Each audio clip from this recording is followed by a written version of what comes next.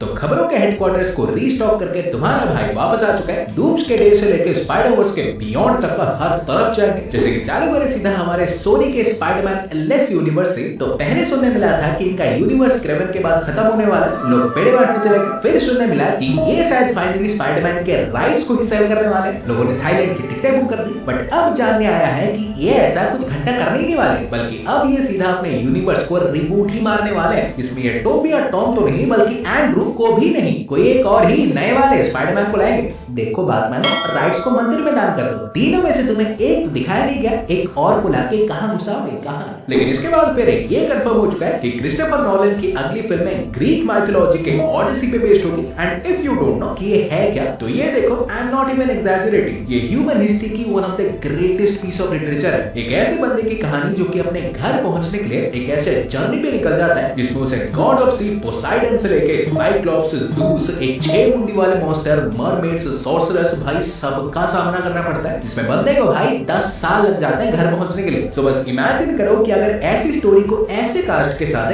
ये बंदा बताएगा तो क्या ही होगा। फिर इसके बाद ये सुनने आ चुका है कि निकोलस केज का घोस्ट राइडर अपकमिंग किसी एमसीयू प्रोजेक्ट में लौटने वाला है। भाई साहब ने पहले ही बोल दिया था कि कुछ तड़कता फड़कता होगा नहीं तो मैं आऊंगा नहीं। इसके चलते डेडपूल 3 में आया नहीं। सो मे भी जिस स्क्रिप्ट की इन्हें तलाश थी वो मार्वल ने इन्हें दे दिया है। लेकिन इसके बाद फिर नोवा का भी कंफर्म हो चुका है कि इसका मेन विलन भाई कोई और नहीं बल्कि अन्हाइलस होगा। बंदूक नहीं, सीधा टैंक ही ला रहा है। लाइक बेसिकली नेगेटिव जोन को रूल करने वाला एक ऐसा अवेंजर्स लेवल थ्रेट जो कि इंसान छोड़ो यूनिवर्स के हर तरह के लाइफ को मिटाने के पीछे होता है। और फैंटास्टिक फोर की जगह इसका सीधा नोवा में दिखने का मतलब मार्वल यहाँ से डायरेक्टली अन्हाइलेशन के स्टोरी लाइन को भी सेटअप कर सकती है। सीक्रेट वॉर्स छोड़ो, अगले शाखा के लिए गोला बारूद रेडी है। पर इसके बाद सीधा स्पाइडरमैन 4 पे भी आए तो खबरें देखो बहुत है और डिस्प्ले पर थोड़ी हद से ज्यादा ही अच्छी है। लाइक पहले तो सारे ये अपडेट तो मिल ही चुकी है कि स्पाइडरमैन 4 का स्क्रिप्ट फिर से रीराइट किया जा रहा है, बिकॉज़ डेडपूल एंड वुल्वरीन के सक्सेस को देखकर सोनी भाई स्पाइडरमैन 4 को भी अब एक टीम ऑफ फिल्म ही बनाना चाहती है। लाइक वो नेल, उसके सिम्बियोट्स, ओवरऑल पूरा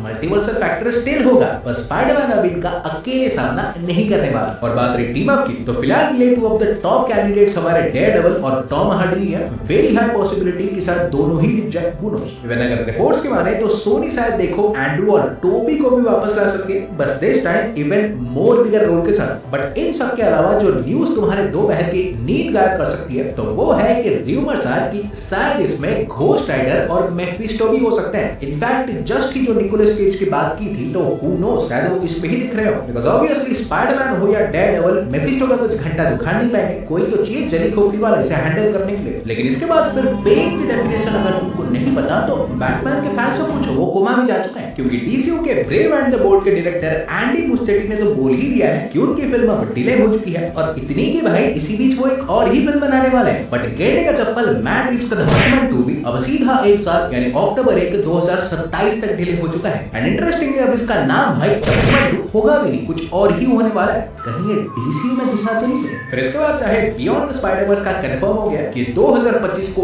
नहीं आएगी, बट ग्रेट न्यूज़ है कि अब भाई इसे बॉब पर्सिचेटी एंड जस्टिन के थॉम्पसन ही डायरेक्ट करेंगे। एक ने इनटू द स्पाइडरवर्स को किया था तो दूसरे ने अक्रॉस द स्पाइडरवर्स को। इवन ब्रायन साहब जो कि फिल्म में माइल्स के पिता जेफ मोरालेस बनते हैं तो उन्होंने तो बोल भी दिया है कि फिल्म के एंड में किसी की भी आंख सूखी नहीं रहेगी। बेसिकली सारे लोग हैं। इसी बीच ये भी सुनने आ चुका है कि 2026 में मम्मी जी की एक और फिल्म आने वाली है। इसे डायरेक्ट कर रहे हैं हमारे इविल डेड राइज के डायरेक्टर ली क्रॉनिन। सो अपनी मम्मी जी का आशीर्वाद लेके जाना, वरना क्या पता। इवन 2026 की बात की है तो 2025 को जैक ब्लैक और पॉल रॉड की एनाकोंडा भी आ रही है। बेसिकली कुछ बचर बट्टे अपने बचपन की फेवरेट फिल्म एनाकोंडा को रीमेक करने के लिए जंगल में निकल जाएंगे, तो वहां भाई उन्हें असली ही माल मिल जाएगा। लग गई फिर। लेकिन इसके बाद फिर डूम्सडे को लेकर भी कुछ मैसिव रिपोर्ट्स आई हैं। लाइक पहले तो एक और ओजी एवेंजर यानी स्कारलेट जोहानसन का भी सुनने आ चुका है कि ये भी फिल्में होंगी। बस अब थॉर बाबा का भी ऐसे कुछ ले दे के कंफर्म कर दो फॉर्मेलिटी के लिए, उसमें क्या। इवन इंटरेस्टिंगली कौओं के हिसाब से चैनिंग टैटम का गैम्बिट भी डूम्सडे में दिख सकता है। और ऑब्वियसली अगर ये दिखेंगे तो दूसरे म्यूटेंट्स कहां जाएंगे वो भी दिखेंगे। बट सबसे उत्तम खबर तो ये है कि रिपोर्ट्स के हिसाब से एना de Armas भी फिलहाल मार्वल के साथ इन टॉक्स है डूम्सडे में दिखने के लिए। And to be very honest ये ब्लैक स्वान के लिए परफेक्ट होंगे। पर यह में हमारे कप्तान अमेरिका बहादुर नई दुनिया के विजुअल इफेक्ट सुपरवाइजर यानी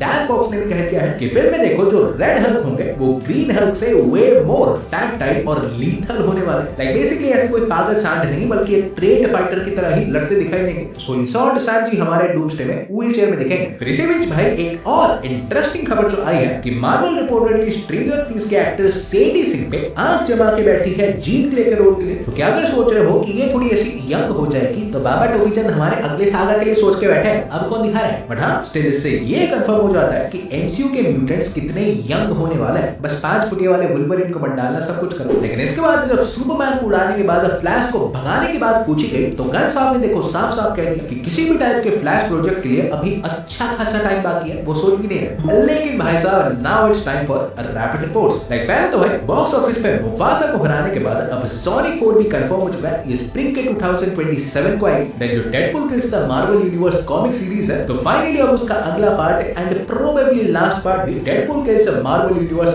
वन लास्ट टाइम आने जा रहा है। इवन कॉमिक की बात की है तो स्पाइडरमैन वर्सेस प्रेडेटर की भी एक न्यू कॉमिक सीरीज 2025 को आ रही है, 25 को भाई कॉमिक वाले भी ऑल आउट जा रहे हैं। फिर पीकी फुकिंग ब्लाइंडर्स मूवी का एक न्यू लुक तो मिला ही है, बैरी साहब हमारे गोट के साथ खड़े, पर पापी गुड़िया 2.0 का भी पहला लुक आ चुका है। देन स्ट्रेंजर थिंग्स सीजन 5 की फिल्मिंग भी अब फाइनली रैप हो चुकी है, मतलब जो डाउट था तो अब भाई कंफर्म हो चुका है 2025 को ही आएगी, चढ़ के आएगी। और इसी के साथ मैं चला वुल्वरीन के साथ टेस्ट मैच के हाइलाइट्स देखने। वीडियो पसंद आई हो तो वीडियो को लाइक करो और ऐसे ही रापचिकदार वीडियोस पाते रहने के लिए चैनल को सब्सक्राइब कर दो। उस सब्सक्राइब और लाइक बटन को स्पीयर मार के 2025 में भेज। और इसके साथ मैं तुमसे मिलूंगा एक और वीडियो में। सो गाइस तब तक बाय और टेक केयर।